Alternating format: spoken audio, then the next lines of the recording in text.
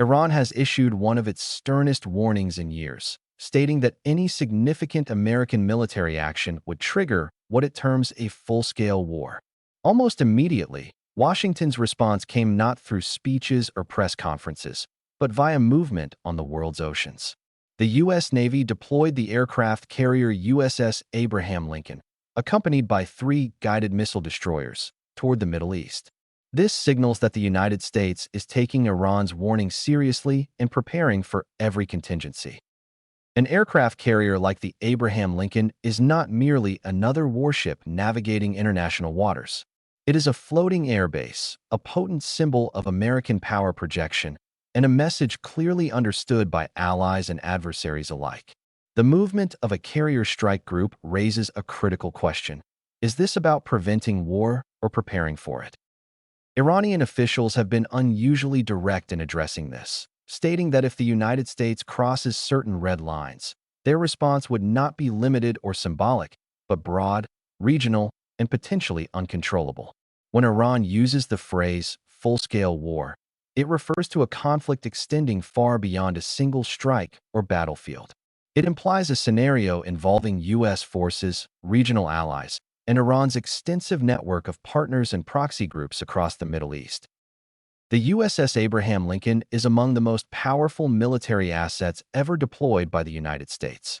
As a nuclear-powered carrier, it can operate for years without refueling and project airpower hundreds of miles inland, independent of foreign bases. It carries a massive air wing, typically including F-18 Super Hornets, electronic warfare Growlers, early warning Hawkeyes, and multiple helicopter squadrons.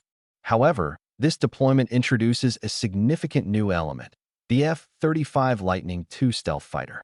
These advanced combat aircraft are designed to penetrate heavily defended airspace, evade radar, and collect vast amounts of battlefield data, sharing it in real time across the force.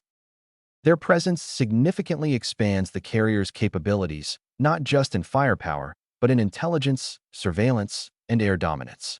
Practically, this transforms the Abraham Lincoln from a mere strike platform into a mobile command hub capable of launching stealth operations, coordinating complex attacks, and responding to threats before they are fully detected.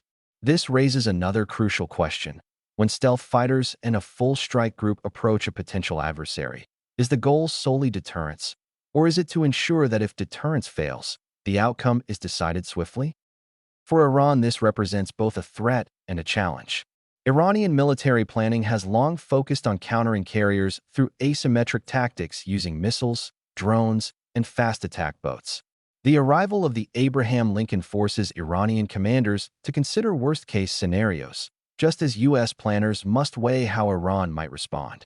This mutual awareness is theoretically where deterrence functions, but it is also where miscalculation becomes highly dangerous. On January 16th, as part of the Great Prophet 15 exercise, Iran's Islamic Revolution Guards Corps, IRGC, announced the launch of ballistic missiles at a simulated naval target 1,800 kilometers away. Brigadier General Amir Ali Hajizadeh, commander of the IRGC Aerospace Force, stated that the goal was to destroy the enemy fleet in the northern Indian Ocean from that distance. He explained that it is usual to hit moving targets in the sea by low-speed cruise missiles, but using long-range missiles is a great defense breakthrough for us because we can hit moving targets in the ocean from the heart of our land. The IRGC released footage and photographs of 6 medium-range ballistic missiles, MRBM, being prepared, with at least 3 being launched.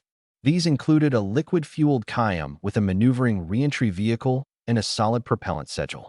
At least one impact with the sea was shown, although it remains unclear if a simulated target was actually hit. This development builds on Iran's previous anti-ship ballistic missile capabilities. Iran first unveiled an anti-ship ballistic missile, the Khalij Fars, or Persian Gulf, in 2011. This missile, based on the Fateh 110 solid propellant tactical ballistic missile, had a range of 200 to 300 kilometers and used an electro-optical sensor for guidance. Subsequent developments saw the unveiling of radar-guided and longer-range versions of the Fateh 110 family. Most recently, in September 2020, the Zulfiqar Baser was unveiled with a claimed range of 700 kilometers. Iran hailed this missile as a strategic game-changer for the Gulf of Oman and Persian Gulf regions, with Fars News describing it as a new long arm for the Islamic Republic. This missile appears to be named after the Zulfiqar ballistic missile, which Iran has used to strike land-based targets like ISIS, the U.S., and Kurdish dissidents. Iran compares its anti-ship ballistic missiles to China's DF-21D, which are often referred to as carrier killers. Fars News highlighted this comparison, showing satellite images of U.S. aircraft carriers in the Gulf of Oman to assert that Iran tracks these ships and could strike at them. While the United States moves naval forces globally every day, timing and context are paramount. This deployment arrives during a moment of heightened tension, immediately following Iran's full-scale war warning, making it impossible to view the Abraham Lincoln's movement as routine. Instead, it functions as a deliberate signal intended to reassure allies, deter adversaries, and demonstrate readiness.